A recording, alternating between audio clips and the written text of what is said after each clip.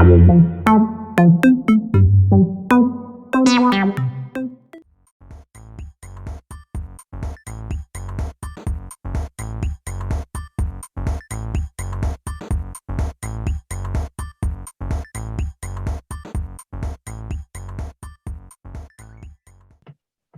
everyone, and welcome to the Tech Bros podcast with me, Raj and Egerton. Hello. How's it going, Eggs? It's going all good. How are you? Good. I actually don't think I've ever called you Eggs on an episode. No, I don't think you have actually. I've given away your nickname to everyone. Are you gonna edit that out? Who's Eggs? Are you gonna edit that out? No, you can call me Eggs. It's fine. Okay, yeah. So Eggs is here. Hooray! Hey, yo. So today we're going to be talking about a topic that I've been interested in for a number of years, actually. So a quick history lesson. We used to have a website called Nerdex where we wrote articles and such. And I wrote an article about this very topic. And I don't think it's like, I'm not going to say that I'm amazing, but at the same time, I was reading back my article and I've been reading, these newer articles like from The Guardian that are more recent. And they literally say the same thing that I said years ago. So I feel like I'm, just a prophet or something. That I saw it all coming, even though probably at the time it was still obvious. Anyway, we're talking about planned obsolescence today in technology. Ooh and boo. Boo and boo. Ooh and boo. So basically, what we're talking about is the idea that, and this is sort of true for a lot of products, but I guess it's very relevant to technology, of course. The idea that you make products that have a shortened lifespan, essentially. So, by force. and I guess that's why and it's sort of the planned bit, I guess, is implying that the companies that make these products in such a way that they are going to fail, rather than making products that are designed to be durable and designed to last long.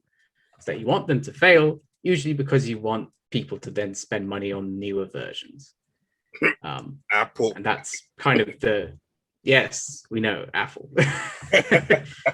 Probably the most obvious example of this. Absolutely. And just to say, like in the US, Apple was made to pay $500 million in settlements to courts because some of their older iPhones, the 6 and the 7, had apparently software in them that would slow them down and make users think that something was wrong with them. And make it bug out. Yeah, I mean, Apple did deny wrongdoing in order to be balanced, but at the same time, doesn't seem far-fetched. No. But I guess that's one sort of distinction to draw here is that I guess specifically in technology, you can have sort of hardware-based obsolescence in the sense that things can slow down, your products get wear and tear damage over time, stuff like that. But you can also have software-based. You can have software-based stuff where there are literally things on the devices, programs and operating system-based implementations that shorten the lifespan of it. So, for example, during this past year, there's been a larger demand for second-hand products, such as, for example, Apple laptops and phones, for example. But they have problems where it's not easy for someone to get a second-hand product and to use it because Apple makes it more difficult using their the operating system and their software for other people to then use that device once it's already been sort of initiated with a particular user account. Yeah, locks it. Yeah, so which is sort of an example more of the kind of software side. I'd say that's the more like artificial side of obsolescence where the company's kind of planning this and the company's like, putting in measures to to do this, rather than it being a question of, let's say, bad workmanship, for example, that might lead to things breaking naturally over time. Mm-hmm. Yeah. And I'm just thinking, actually, you know what? Let's start with why it's good. And we were kind of having a discussion about this before recording this podcast, because I thought that, you know, this sort of things it's just bad. Like, there wasn't really a positive side to it. But what I mean, after we were doing having a discussion about this, there's actually good reasons as to why planned obsolescence is good in terms of, let's say, the environment. So in terms of the environment, it's good because it kind of paves the way for, how can I say, greener technology. Could we say that? Yeah, but I suppose one of the issues, well, I mean, it makes sense in the sense that, for example, cars that run on diesel are gonna cease to really be sold in maybe the next 10, 20 years. Yeah, it's all electric. Because they aren't good for the environment, which makes sense. But at the same time, I don't know if technology-based recycling is at a stage where actually it could do more harm to the environment just based on the disposal of devices. Mm-hmm. So in some ways, maybe it is better because it paves the way for greener technology, but also you have to discard of your old devices. And where's that going to go if it doesn't go into just a landfill? That's true. And kind of defeats the idea if you're just going to like recycle. So it doesn't even. That is a good question. I mean, if recycling was at a stage where we can actually ensure that a large amount of devices do get reused in some way, that's useful, then fair enough. But I don't necessarily know if we're at that stage, actually, because I don't think we are. Recycling of electrical products is not that wide, I don't think. Yeah. So we'll say that it paves the way for greener technology and also for better technology. Like, as Raj was saying to me earlier, that technology is always advancing. So it kind of paves the way for better technology, faster technology, technology that we've never seen before. So that would be some of the reasons why planned obsolescence is actually a good thing. Yeah, I mean, part of it I think is just because you want people to be able to make use of newer technology in order to reap the benefits, essentially. Yeah. But you know what it is? I think like there's a sort of relationship where if you go back in time far enough, people like retro stuff. So if you say that you own a Nokia phone from the 90s, people are like, oh yeah, that's cool. Nokia brick. But if you say, if you own a Nokia brick, people are like, oh, that's cool. But if you say that you own an iPhone 4, they're like, oh, that's old. Even though it's newer than Nokia phone.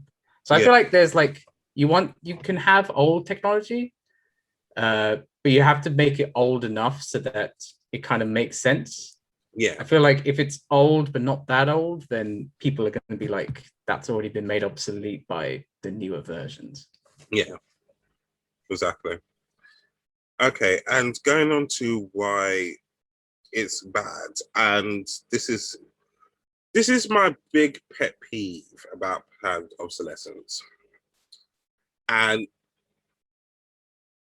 it's the way that companies kind of force you to get rid of your old item for new and basically lock you in so you spend money with them still. So an example, I'll say a very personal example of mine is that a while ago I used to be an iPhone user. Like all the phones I would just have are just iPhones. And I'm sure that many people will agree with me that when you get new iOS, and it kind of works for a while, then you start to see your phone slowing down, starts to bug out, or your phone just doesn't switch on. And then at the same time that they reveal a new iOS is when they reveal a new iPhone. So you see, the coincidence there. So further down the line, the phone doesn't work. You have to get a new phone, and because you're kind of stuck in your ways that you want an iPhone because your experience with an iPhone has been good, you shell out a big amount of money to get the latest iPhone, which is in a way bad because it's locking you in. Yeah, fair enough. You've got your own choice to go elsewhere, but when you've got that sort of, let's say, relationship with a product or with a brand, you would stay with them. So yeah, that's my mega pet peeve, and that's what I ended up going to. I moved from iPhone to Samsung to Android. I've only come back to iPhone. But yeah, it's just my biggest pet peeve that companies do that just for you to buy the latest product and basically lock you in. Yeah, I mean, so some people would kind of play devil's advocate and say that it isn't like the company's doing it on purpose. But I find it very hard to believe that an iPhone would slow down after 3-4 years or whatever it is of it on its own, especially if you've taken good care of it. And I feel like the components inside, I mean, you look at, say, modern makes of Samsung Galaxy phones, for example, and they are designed to be, waterproof, and they say you could drop it from a mountain and it still survives and stuff like that. Like durability is kind of hardcore. They market durability in a physical sense, but in a software sense, they slow down.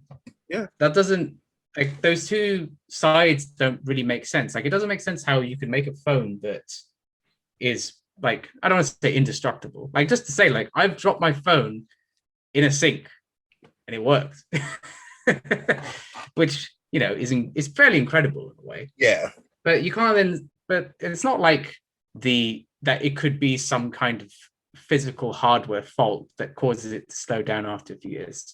Because it's almost like social norms are kind of help perpetuate this idea that, like, oh, it's an old product, it slows down, it's getting old, it's getting on, and we need an upgrade and that sort of thing. Yeah. But it's not like that shouldn't really be the case, just because I feel like if a company really wanted to make a product that would last for, let's say, a phone that lasts for 10 years, they could do it. I don't see that as impossible at all. No, it isn't. And like, there's no reason for them to even worry that, oh, if people are used to their products and we bring out a new product that people are not going to buy. People are always looking for the latest gadgets. Release the product, but don't destroy their previous ones in the process. I've just thought something though, because they make it hard, they make it durable so that it's fall proof, for example, and waterproof.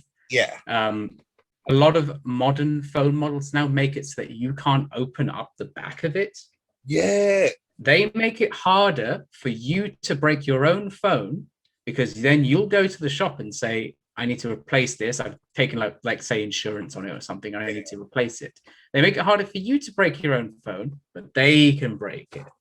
Yeah. They know the ways. Don't break your phone. Sneakies. Sneaky, sneaky, So sneaky. there was another good reason for planned obsolescence, and this goes back to basically the roots of it. Yeah. So in my article that I wrote back in the day, I referenced a pamphlet that was written by Bernard London in 1932, just after the Great Depression. And he said that you need to have products on sale for a certain lifespan so that people keep spending money and it helps the economy. And this was obviously at a time when the world was trying to recover after 1929. The world economy was in a pretty bad place. And so this was one way that could be used to sort of kickstart the economy by getting people to spend more money, because they aren't tied to certain products for as long. They can replace their products more quickly. And so that was one of the sort of, I think, the big draws of planned obsolescence, especially back then. Yeah. It's true. It's true. I see that point as well. But yeah, I still don't like it. But I think one of the things I was sort of thinking about in terms of, what's a good sort of counter argument to that is I wonder how equal that is across all sorts of different companies, because it seems like the companies that tend to make the most money at the moment, a company like Apple, for example, makes a lot of money, and they make it off of sort of planned obsolescence. Whilst I feel like if a smaller company made products that basically failed after a few years, and you didn't have the name recognition of Apple, then I feel like that business wouldn't be sustainable, that people wouldn't continue to support that business, because then you would get a reputation of saying that, that company builds rubbish products that break after a few years. I feel like it only really works now for the big companies like Apple, because they can sort of get away with it. And the popularity is there. And the popularity is there. Yeah, the popularity is there.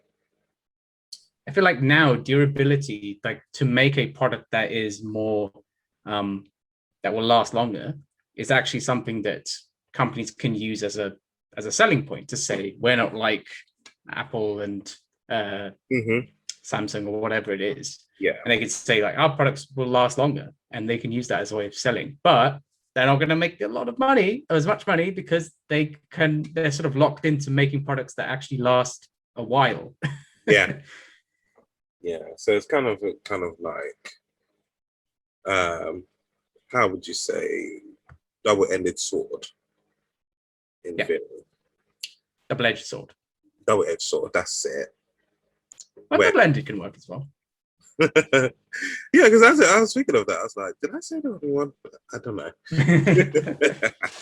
Yeah, so either way, for this kind of smaller companies, you're kind of screwed either way. Yeah. So don't do it. Well, the one of the examples I also gave in the article was of inkjet printer cartridges. Yes. So these cartridges cost more than the printers. Yeah. And they have chips in them that reduce their usage. Mm-hmm. And there have been cases where these chips have basically they've stopped the printer from functioning when only one color is low. And they might even make up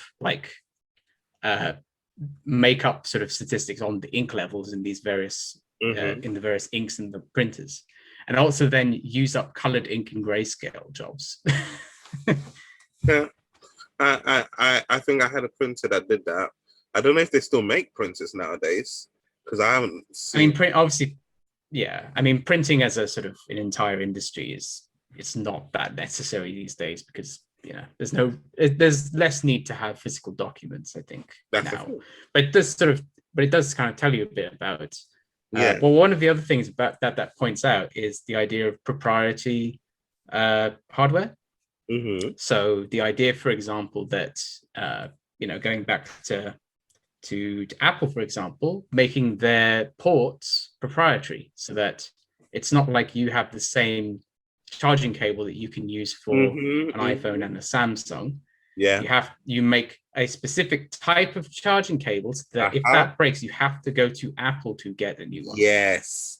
Like when I bought my new phone, the cable is only done by Apple. You cannot find that cable elsewhere. And if you did, it's a fake. Yeah. Yeah. So yeah, no, that's another thing. They lock you in. Like, what else did I get? Like those Apple AirTags that I got a while ago. All that's still working now. But when they eventually I think that one, you have to, for you to replace it, you have to take it back to Apple. You can't take it to anywhere else. Like to replace the battery, you have to take it to Apple. You can't take it to anywhere else. And I bet you Apple will charge you for it. Yeah. And that sort of ties to what you were saying earlier about how people get locked into certain companies. They think, I've used Apple products, I get Apple products, you know, I'm used to them. And that idea of the proprietary peripherals and ports and stuff like that, it locks you in further because you don't have another choice. You have to use this type of port. You don't have a say in the matter. Yeah. Yeah, it's sneaky. And then you can't open up the back of your phone to maybe tinker around with it and change the ports around or something. Yeah, we can't. It's sneaky, but you know, it's a moneymaker. Yeah, it's a moneymaker. I mean, there are signs that you know, I guess governments and I think certain legislators are starting to maybe push back on it. I know in 2015 that in my article I was saying that the French government had said that planned obsolescence was punishable with a fine of up to 300,000 euros, maybe even having jail terms associated. I mentioned that the US government had filed a lawsuit against Apple. They had to pay settlements for it. Yeah. I do feel like a lot of this stuff is almost like a slap on the wrist and won't really affect long-term change in a way. And in terms of how, I mean, can you sort of think of ways of trying to clamp down on it? Like, how would you sort of think about maybe regulating it a bit more? That's the problem. Can you? That's the big question. Can you even regulate them that? You know, I really don't think you can. I think it's one of those things you can't, and one of those things you just can't. Because you would have to say something like companies can't implement features within their devices that reduce the lifespan of the product. Yeah. But the thing is, I don't know how well you can enforce that, just because I feel like let's say if a company, like say Apple decided to make an iPhone, they didn't do anything with it. They just said, let's build a phone. We're not going to do anything to reduce its lifespan or anything. Like I said, I feel like the phone would last like 30 years. Like if there was no slowdown, I feel like it would last a long time because I just think the technology is there such that the phone itself is durable. And I feel like, you know, transistors are at such a stage where that phone's going to be much more resilient than I think we'd like to think they are.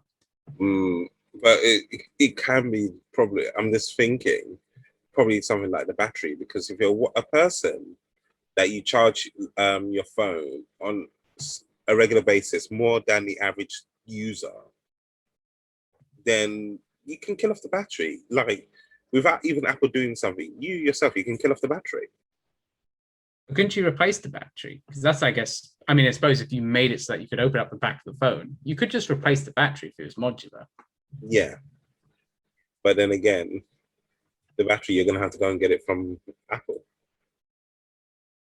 Oh, yeah. But I'd at least be a bit more okay with that than you need to buy a whole new model, I feel. Yeah.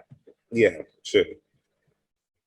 I'd be maybe a bit more understanding of it because I get it. Like the battery's probably the one bit where I can see it may be degrading over time quicker than other parts of the phone. But even that, I feel like you could replace that. So, you know.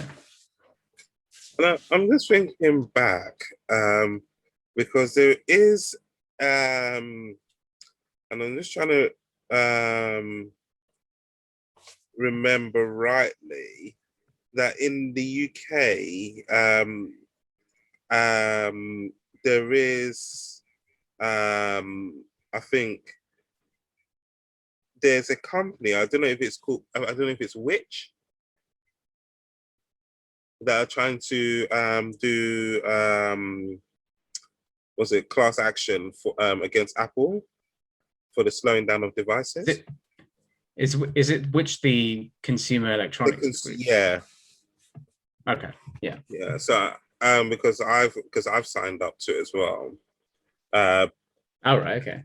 Where they're getting people to basically sign up for class action against Apple for including certain chips which then cause the phone to either bug out or slow down. Yeah. Yeah, so I know that there's something in the planning here.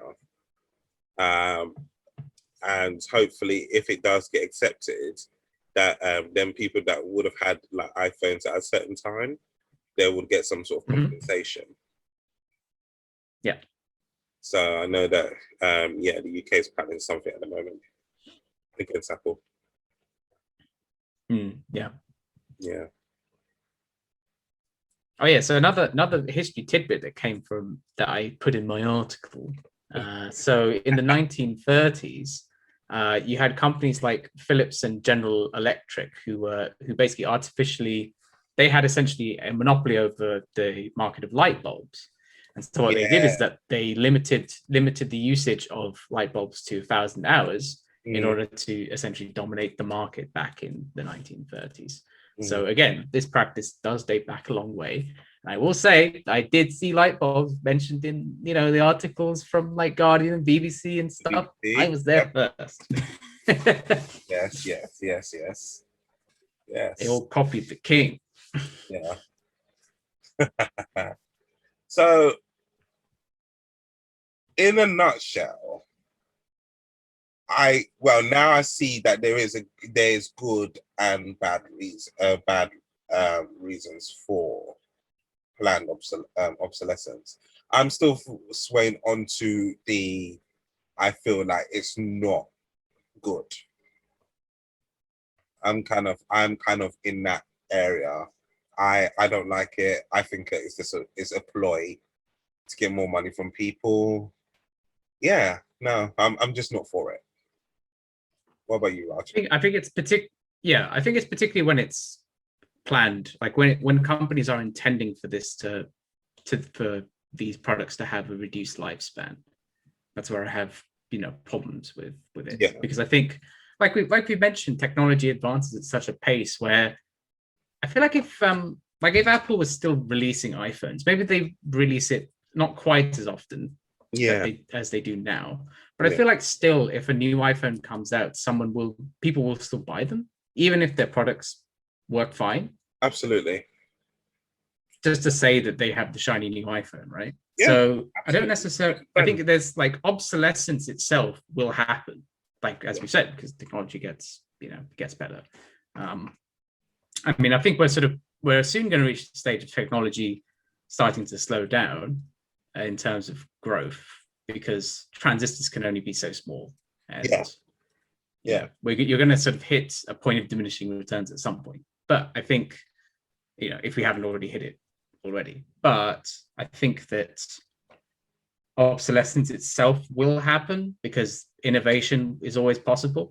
And so I don't necessarily think that companies need to rely on sort of, artificially reducing the lifespan of these products. I mean, you might then see that, as we've kind of alluded to with the light bulb example, you get less monopolies. You get less. If we never have this sort of practice, we might not have a few large companies at the top that are able to dominate. I think because I don't get the sense that I feel like durability might then be more of a way of making your products and your company stand out. If planned obsolescence wasn't employed so widely, because then you could say our product lasts longer. This is more, viable. So, yeah, I feel like it would maybe make things more more of a sort of even playing field, I guess. Yeah. And I'm just thinking, just on the aspect of, let's just think, the elderly. Like, there's certain people that don't like technology advancements. They're happy with the phone they've got now. Now, if we apply the planned obsolescence to that, you're basically killing the phone that they are more comfortable with for them to get a new one. They'll probably just end up just giving up anyway. Yeah, I mean, I think that people get attached to products for sure. Sometimes people don't really want to upgrade by be forced to upgrade. Yeah, exactly. And I think but I also think there is this, I kind of mentioned it a bit, but I think there is this sort of social side to it, which is that there's a tendency for people to say like, oh, you own that phone? That's old. Mm-hmm. You still own one of those?